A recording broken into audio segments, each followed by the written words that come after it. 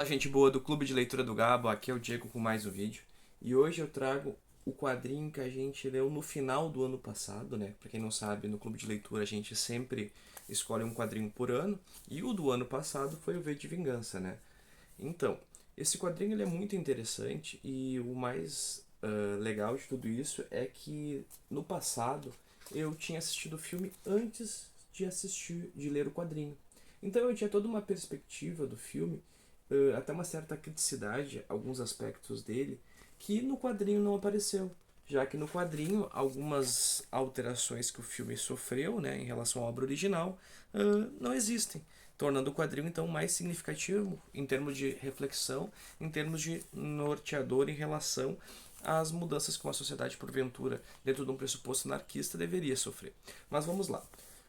Esse aqui foi lançado pela Panini, tem por volta de 300 páginas, e é muito interessante que no final ele traz uma série de artes que não foram publicadas na época, além de explicações que levaram à construção da obra pelo autor, né, o nosso querido Alan Moore, né, em conjunto com o David Lloyd, não sei qual é a pronúncia correta do nome dele.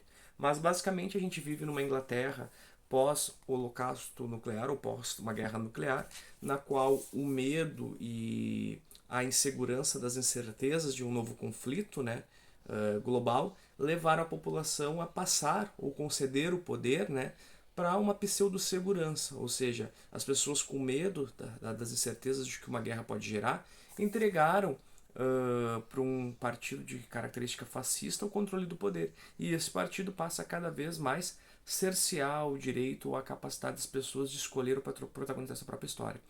A gente vai vendo como a música é cerceada, como as artes são cerceadas, como tudo é cortado a partir de um pressuposto de segurança, ou seja, nós vamos uniformizar os entendimentos, uniformizar as pessoas, uniformizar a sociedade e assim garantir a segurança e a paz e a tranquilidade. Só essa uniformização, só essa ordem constante é capaz de assegurar a sociedade a sua existência, né? Então nós temos toda essa dicotomia, né? Essa agressividade em relação ao medo, né?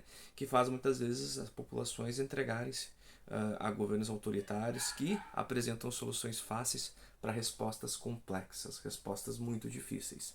Então, nisso, esse governo fascista, e a gente vai descobrir ao longo da obra, que até para poder ascender o poder, ele, de certa forma, criou atentados, culpando minorias, culpando outros povos, né, para assim gerar mais medo na população e conseguir chegar no poder. Esse governo vai criando toda uma estrutura, um aparato de controle, né? É a comunicação, é a voz, é o rádio, então, ou seja, é a televisão. Todo o aparato de comunicação vai servir ao governo. Não só isso, o governo também cria mecanismos de repressão, né, polícias, que vão de alguma forma atuar na identificação daquilo que eles chamam de subversivos, para a partir disso desconstruir, né, e atacar qualquer forma de pensamento diferente daquilo que esses que estão no governo querem. Então daí o personagem principal, né, que veste a máscara do Galfax, né, eu sempre esqueço o nome daquele cara, da Revolta da Pólvora lá, inglesa, ele é um cara que surge dentro de um campo de concentração, porque ao chegar no poder esses grupos criam campos de concentração e fazem experimentos. E ele vai sofrer um experimento que vai levar ele a ter uma série de mutações, né, ou seja, mais força, mais resistenciador, mais resistência ao calor, ao fogo, né? Ele é um dos poucos que sobrevive. E ao sair desse campo de concentração, o que, que ele faz? Ele vai e começa a atacar e perseguir todos aqueles que estavam no campo. Só que demora muito tempo para perceber essa relação de perseguição e assassinato, porque primeiro ele começa com os mais pequenos, os guardas. Só quando ele vai chegando em pessoas que hoje ocupam cargos muito importantes do governo é que se começa a pesquisar. Mas nisso também a gente tem as próprias contradições do personagem. Por mais que ele ataque o governo fascista, ele se aproxima de uma outra personagem, que é a Eve, né? E para fazer ela aderir à sua causa, ele acha que ela tem que sofrer tudo que ele sofreu, que ela é incapaz de sensibilizar sem sentir a dor. Então ele faz, de certa forma, aquilo que ele sofreu para fazer ela aderir e entender as suas motivações, né? A tortura, a agressão, etc. Né? Isso é interessante, porque você traz aquela reflexão de que eu não posso me tornar aquilo que eu, de certa forma, persigo. Né? Se eu luto contra o fascismo, o autoritarismo e a violência, eu tenho que cuidar para não me tornar esse autoritarismo, violência e fascismo. Então o personagem ele é interessante, ele tem essa humanização porque ele não é raso. Ao mesmo tempo que ele inspira a luta, ele inspira a liberdade, é um personagem que apresenta as suas contradições, as suas limitações, né? Então, assim, é bem interessante. É muito simbolismo nessa relação. E daí a gente vai ter esse personagem então que vai suscitar a revolta atacando símbolos, atacando todos aqueles aspectos que o governo usa como edificador da sua força.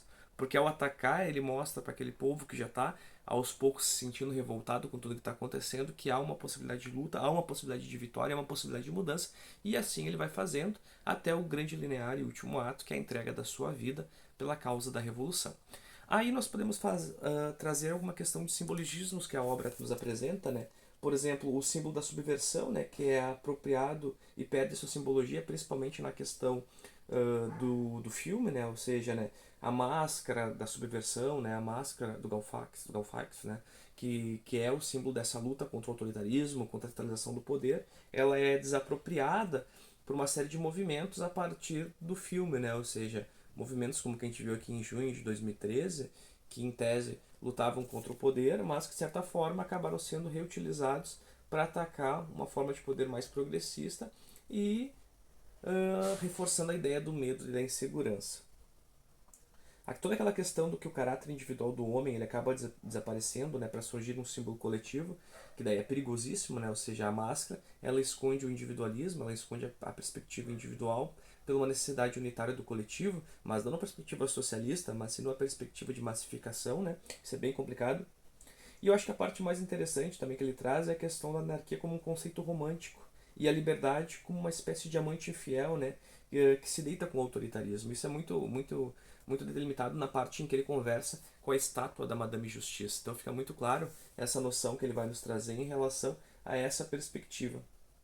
Então, o que nós temos ali, como eu falei, um dos problemas mais sérios foi que ao longo do processo a gente viu, principalmente depois do filme, dos movimentos lá de 2013, o Occupy Wall Street, que que a máscara, né, que o ícone fascista, o ícone, quer dizer, anarquista, na verdade, ele vai ser reutilizado, massificado e vai ser adaptado, por exemplo, para um símbolo fascista. Ou seja, aquele símbolo de luta pela liberdade individual vai ser adaptado pela uma necessidade de manutenção do coletivo. Ou seja, na perspectiva do poder da massa, né? Todos são V, todos são o poder da massa. Isso é complicado. E isso não tem no quadrinho, né? Esse final de que todos estão usando a máscara e atacam não existe. Porque no quadrinho eles não estão usando a máscara. O final do quadrinho, então, eles não estão mascarados, diferente do livro, né? Não é um modelo ou uma ideia, né? O anarquismo para ele acaba não sendo. A máscara não acaba sendo um modelo ou uma ideia.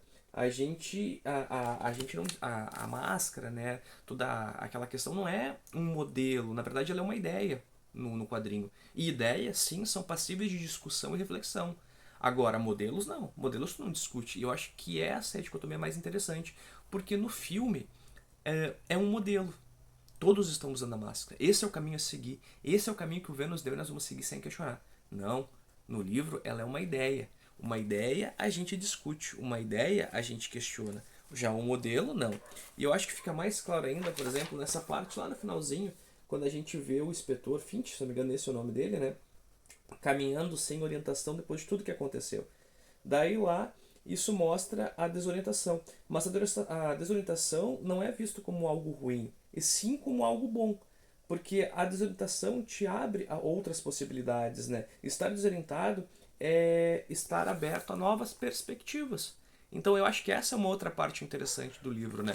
Quando mostra que ele caminhando, desorientado, negando, por exemplo, quando a não sei se é o nome daquela personagem que ela fala pra ele lá: "Ah, mas agora você está aqui e isso muda tudo. Eu sempre soube que você não era como o Conrad ou Almott.